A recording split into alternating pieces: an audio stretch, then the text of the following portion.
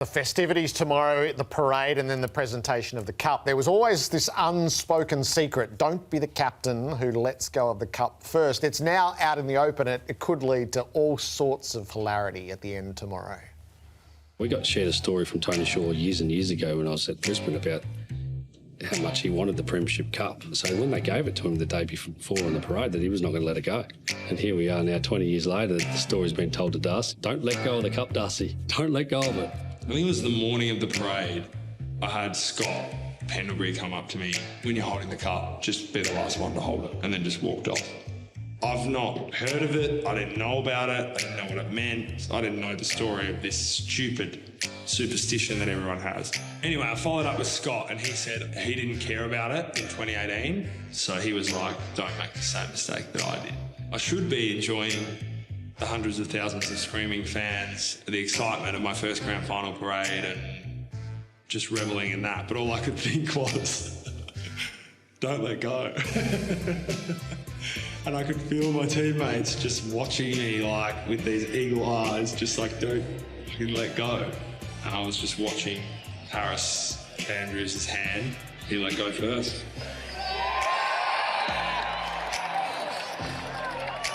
There are a few mind games just being played there with the Premiership Cup.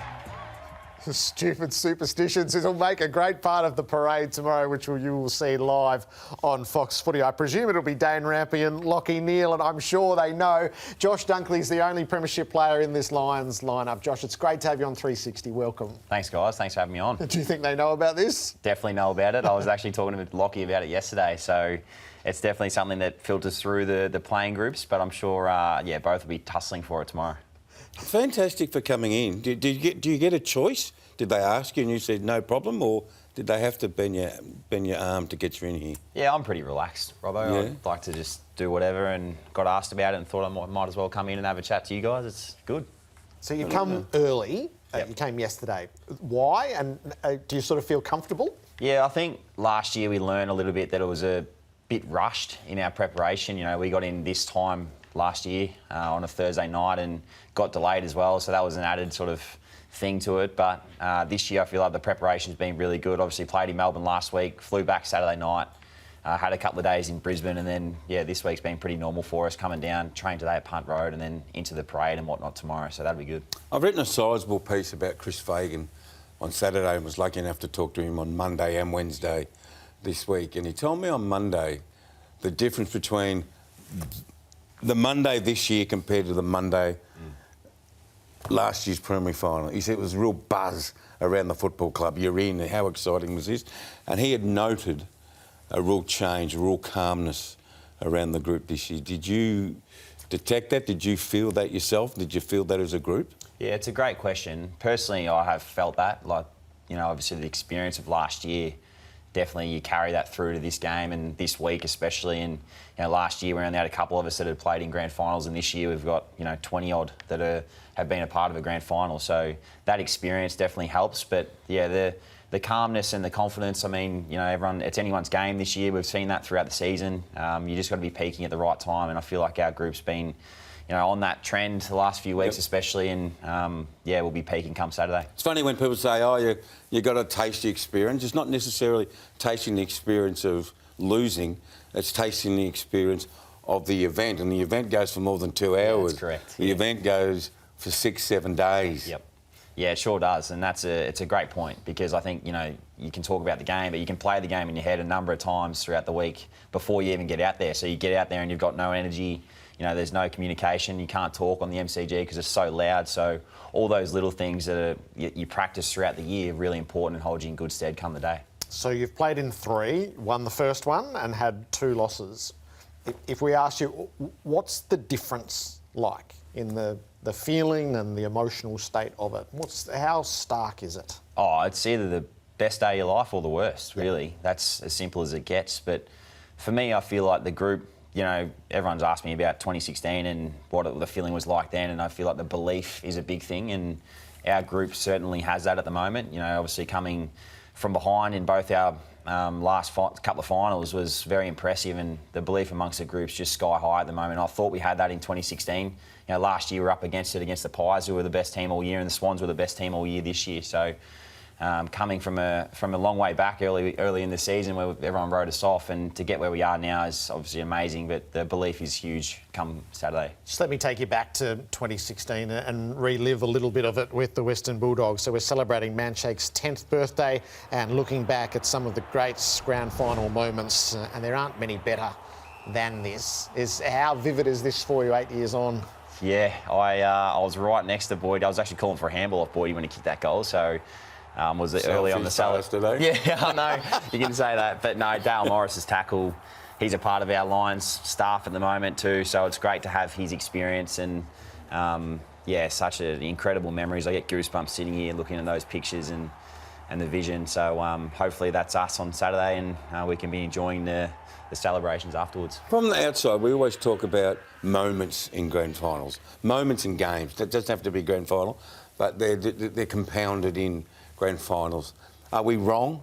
Are grand finals decided by moments like Dale Morris's tackle and Boyd's goal and Bobby Hill last year, his moments? Is that what decides the game? I'm a strong believer in not just grand finals, but finals in general. Like, moments are what make those games, and the results are generally based off how many moments you have as a team. So, for us, you can look at the regular season game and be playing and be so involved all the time, whereas in finals, it's best teams against best teams. So you've got to go out there and really play your best footy, but also know that if you're not involved, a good example was Cam Rayner last week. Like, the way that he, in the second half, turned it on and had his moments and took them was really impressive. So those are the things that definitely help you. What do you miss with Oscar McInerney not being there?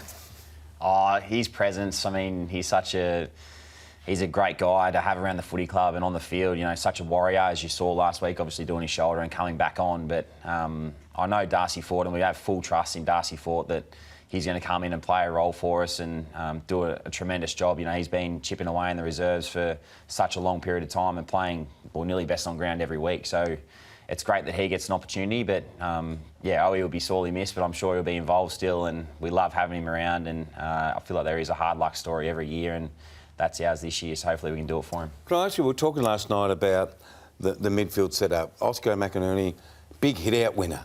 Yep. And I'm sure you blokes in the midfield can read him. Ford comes in. I don't know how big of a hit-out winner he is.